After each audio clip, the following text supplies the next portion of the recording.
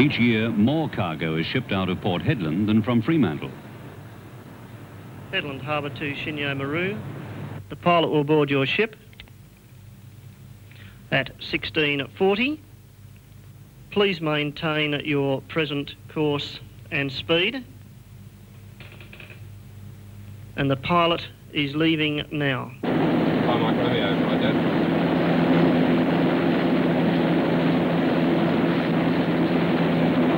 Port Hedland Port Authority was one of the first in Australia to use helicopters to carry the harbour pilot to or from the ships. Port Hedland School of the Year 6. Good morning, Juliet Lunda. Over. Good morning, Ms. Lambert. Over. Do you have any news today, Julie? Over. Yes, Ms. Lambert. You know we've started shearing this week and Dad's been mustering for days. Over. Oh, yes, I remember. Go on. Well, one of the boys fell off the bike. Over. Goodness. I hope he wasn't badly hurt. Did you have to call the flying doctor? Over. Oh, no, the bike is in a mess, but Joe is all right. We have another bike ready for him. Over. Thank you for your news, Julie. Now we'll go on to maps. Open up to page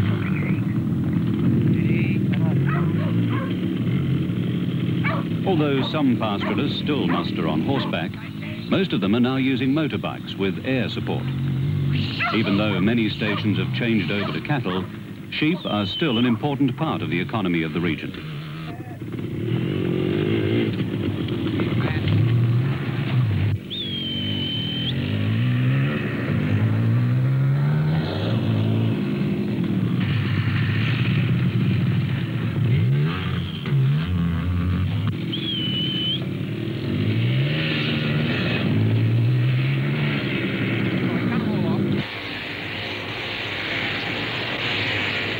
Kevin Searle is the gun shearer. He'll handle some 200 sheep each day.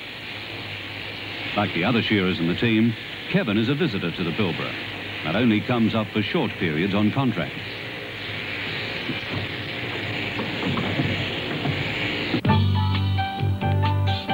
It's a long drive from Perth, but truck drivers make the journey in 2 days of hard driving.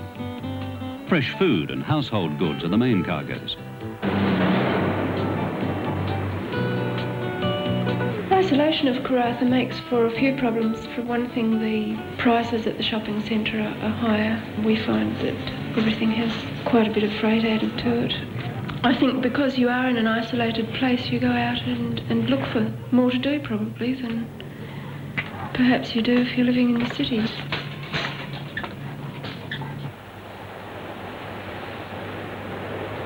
Oh, I found I needed an interest. I was appointed secretary of the Cossack Project Committee. I'm a history student, and now I'm very, very actively involved in a project to restore the old historic town site of Cossack and get the town looking more like the old Cossack of the 1860s and 80s.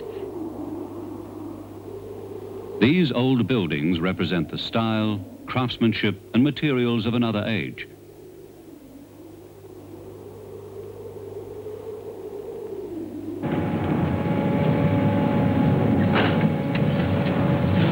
Tiny Anderson would have no idea how many hundreds of thousands of bricks he's helped to make during his last 7 years on the Karratha Light Industrial Estate.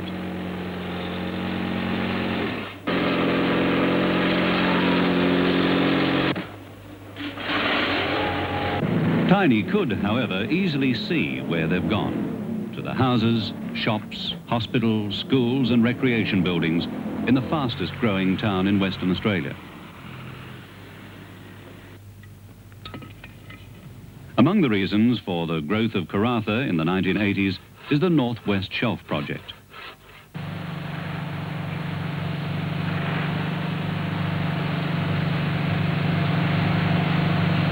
One of the biggest engineering projects ever undertaken in Australia is the building of the submarine pipeline stretching 135 kilometres from Burrup Peninsula to the North Rankin gas field.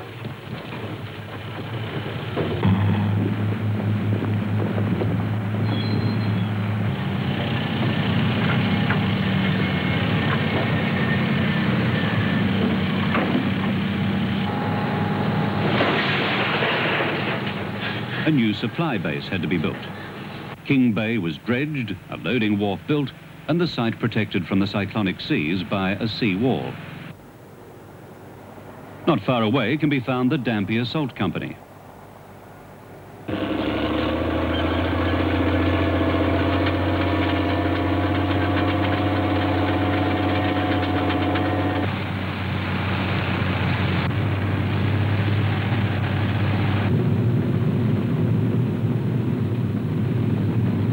Salt farming needs long hours of sunshine and large areas. It takes 2 years of sun and 65 tons of seawater to produce each ton of salt. At first, the Dampier Salt Company used the natural flow of the tides, but now has found it more convenient to pump the salt water into its beds.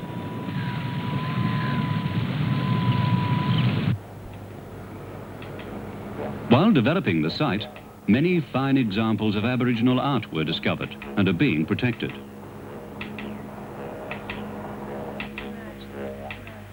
Further inland, the Hamersley Ranges attract many visitors each year. The rugged beauty of the gorges is impressive any time of day, although the colours are best seen in the late afternoon.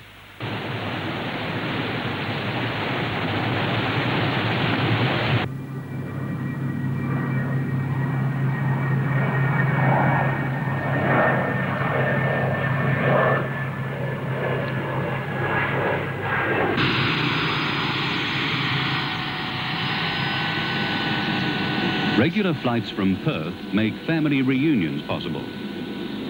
Many young families find the separation from relatives one of the hardest parts of settling into a new home in the north.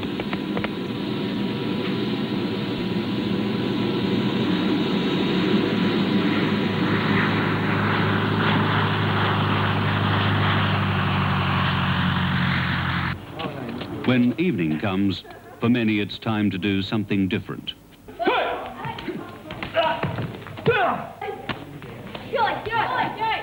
As in most country areas, a high proportion of people are involved in sports of all kinds.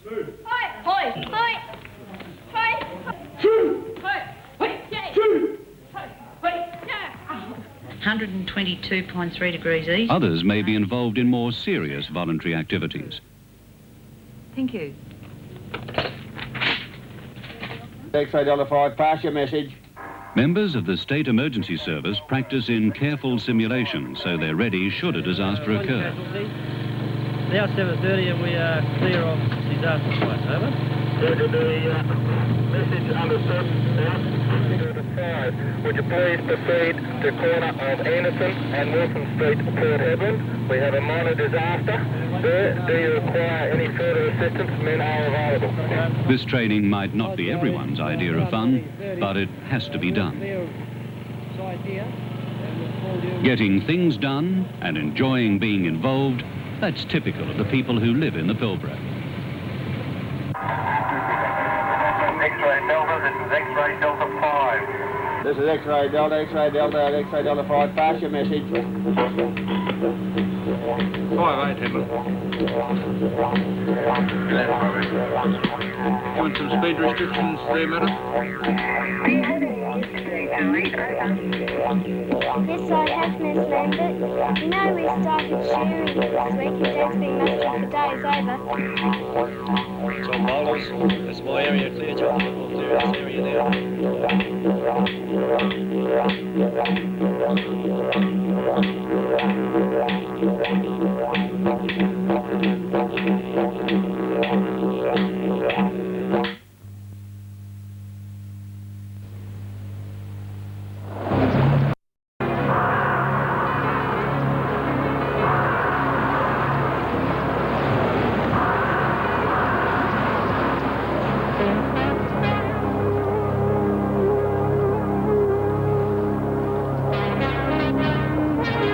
Mount Whaleback, on the Tropic of Capricorn in the Pilbara region of northwestern Australia.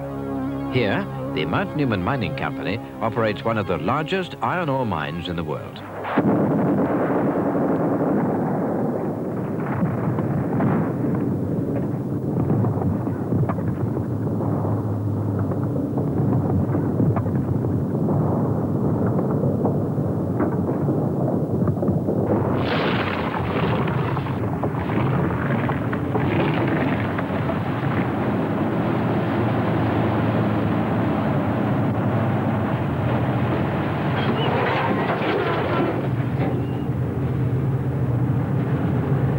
Over 100 million tons of material can be moved on this mine every year.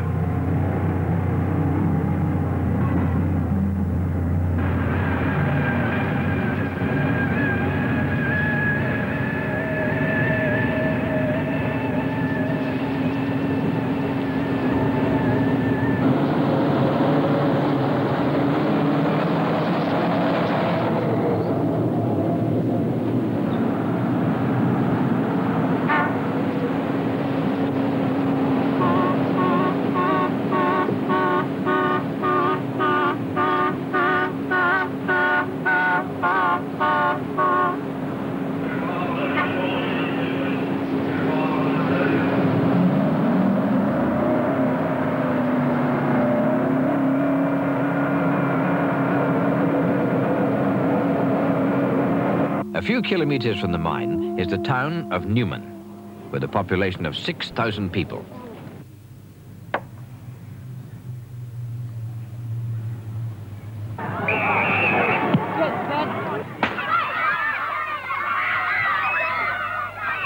People create a demand for water.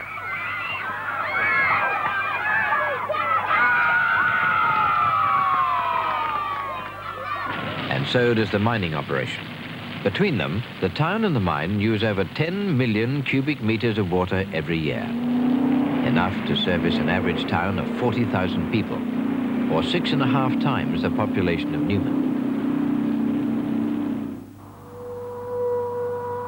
Newman is an oasis in the hot, semi-arid country just 10 kilometers north of the Tropic of Capricorn and 350 kilometers from the coast. The entire water supply for the town and the mine has to come from bores drilled into the alluvial aquifers of the nearby Fortescue River, which is dry for most of the year. An aquifer is a series of layers of underground soils or sands or gravels which are permeable. They can hold water and water can flow through them. This is known as groundwater, and the aquifer is kept supplied with it by rainfall, which in turn causes streams to flow at certain times of the year. Some of the rain and the stream flow seeps down through permeable soils into the aquifer. At suitable places, bores can be drilled and the water pumped out. Pumping has to be carefully monitored, and bores have to be spread over as wide an area as possible. Only so much water can be pumped out without affecting the supply, and this quantity is known as the safe yield.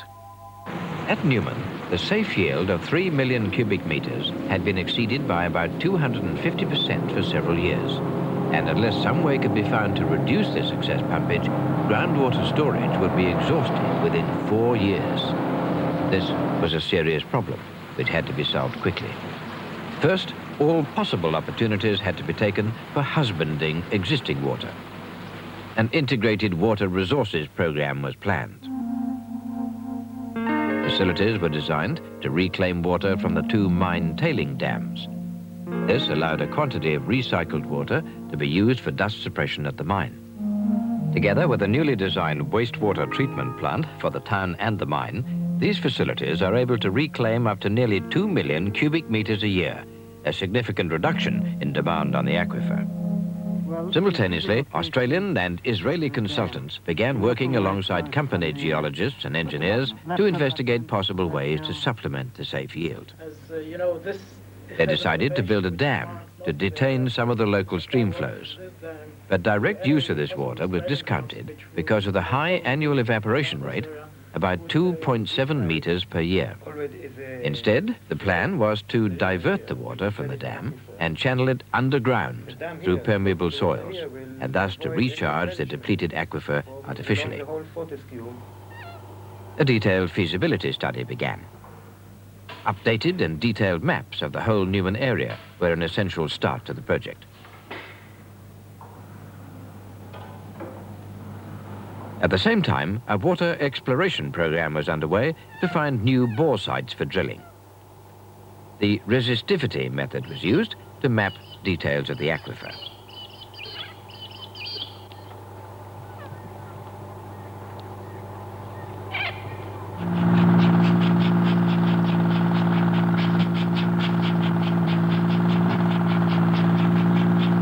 Drills probed into the ground for more details of the groundwater storage.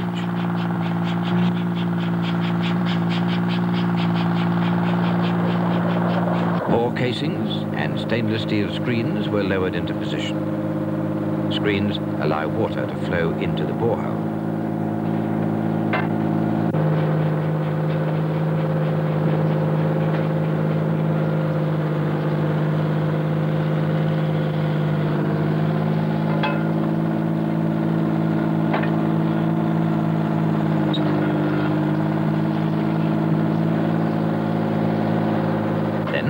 Holes were developed to allow free flow of clean water.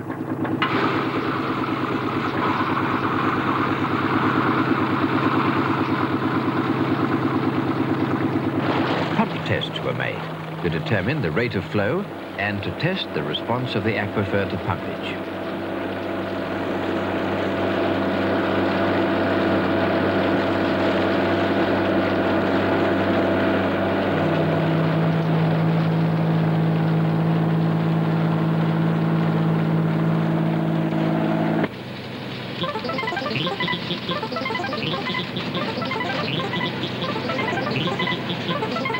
A computer model of the aquifer divided the area into squares or cells, each cell representing a cubic section of the aquifer.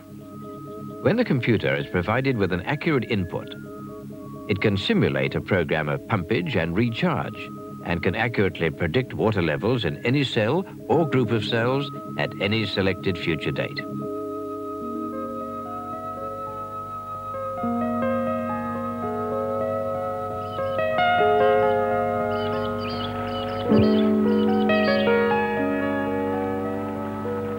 When rains came and the river filled with water, stream flows were meticulously recorded and the results incorporated into the study.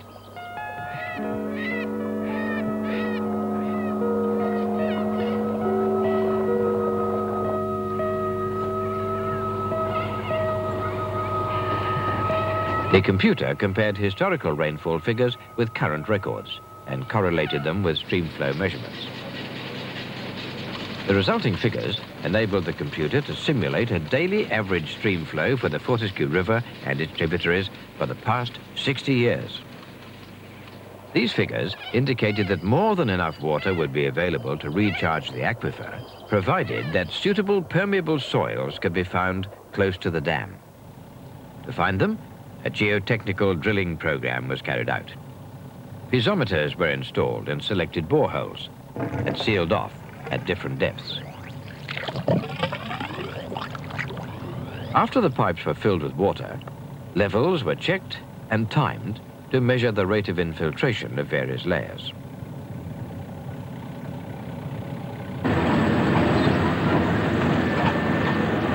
Pilot-scale recharge ponds were prepared and filled with metered quantities of water from existing bores.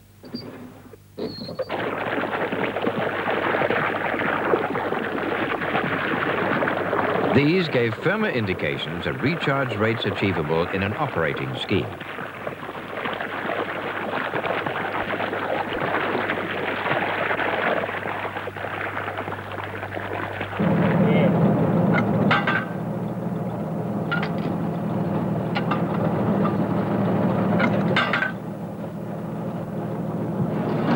Standard penetration testing at possible dam sites across the riverbed produced core samples of undisturbed soil for laboratory analysis.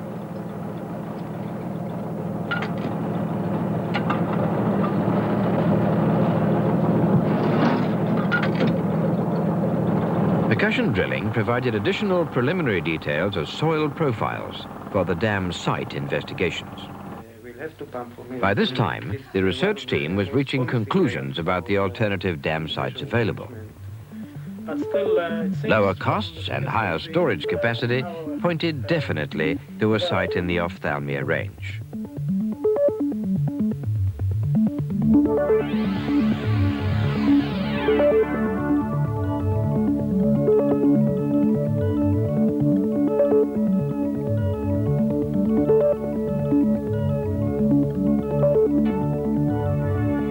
Detailed design work on the dam commenced.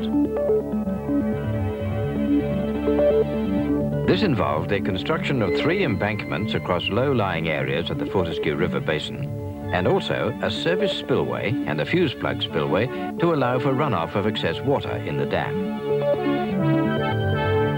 These embankments were designed to detain local stream flows and divert them via a gravity canal to a series of recharge basins located over permeable material, allowing the water to infiltrate down into the aquifer to achieve the desired recharge rate of 7 million cubic meters a year.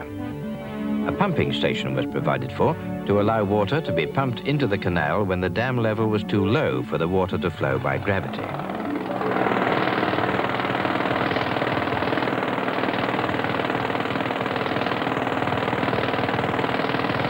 Each embankment is keyed into the ground with a trench.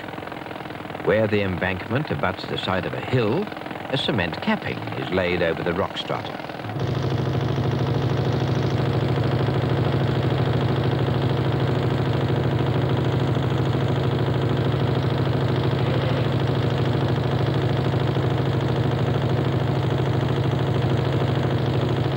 A cement grouting mixture is forced into the underlying rock to fill any empty spaces and to ensure a solid and watertight abutment for the embankment.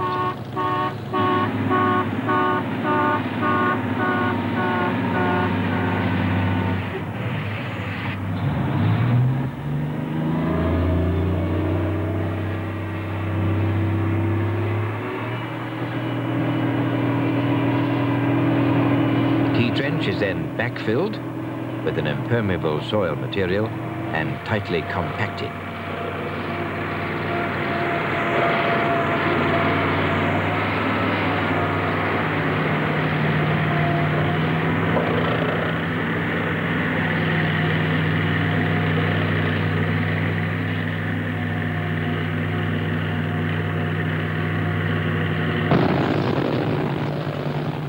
In order to channel water from the dam to the recharge ponds, an outlet pipe had to be laid in position at the base of embankment A.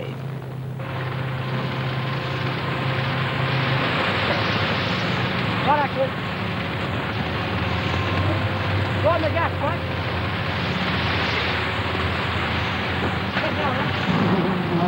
It's given a protective layer of concrete before being covered with soil by the team of scrapers.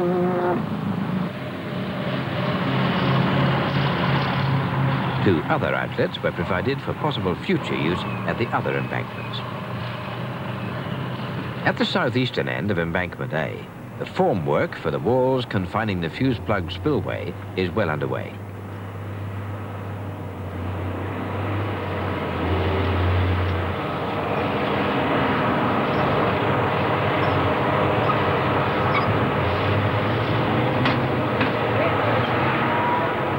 The fuse plug spillway acts as a safety valve for the dam. Should the Fortescue catchment area receive extremely heavy rainfall, the fuse plug will erode and release excess water if the buildup exceeds the capacity of the service spillway.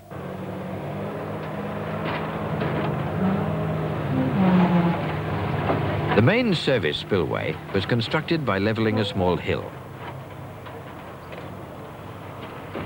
The harder material produced by the blasting involved with this operation was used as riprap for the outer layer of the embankments.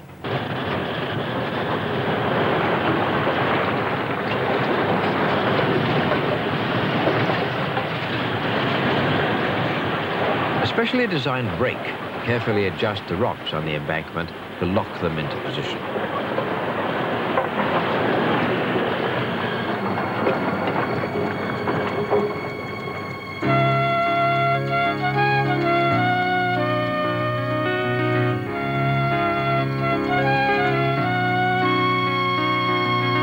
Locations of suitable soils in the area were set aside as borrow pits to provide soil for the embankment cores. These were dampened to aid compaction, and the soil was collected by scrapers for building the embankments.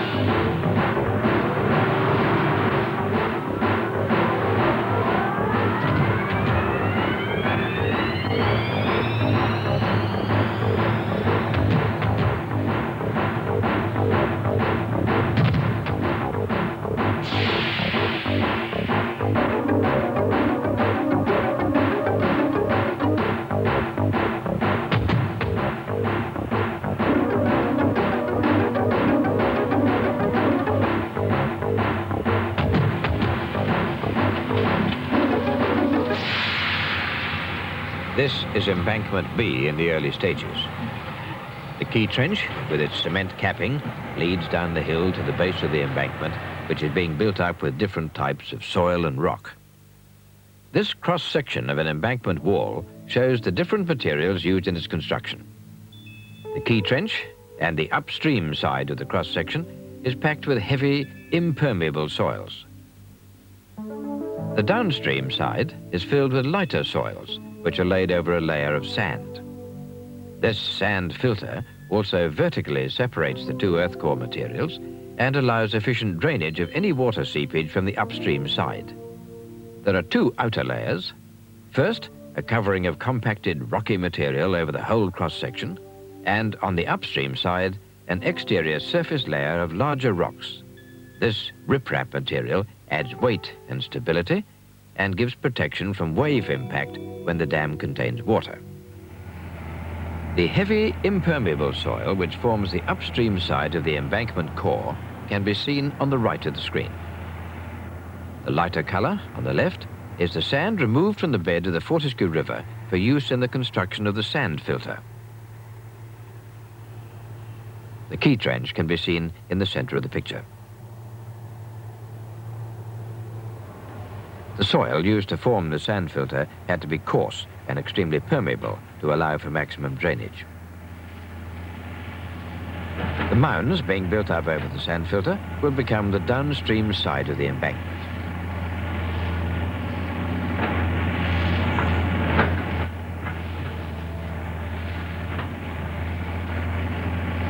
This view from the top of embankment C shows the early stages of construction, with the key trench clearly visible at both ends.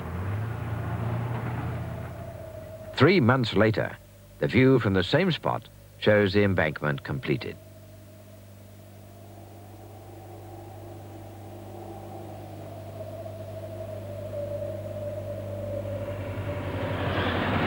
Except for a few finishing touches.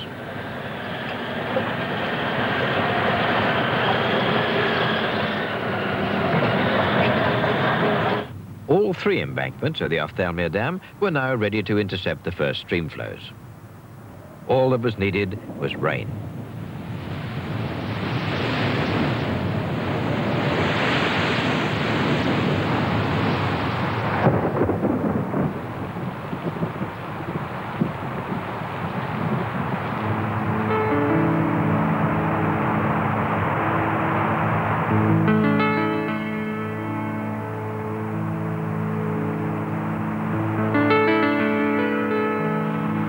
In just a few days, the water rose high enough to overflow the spillway.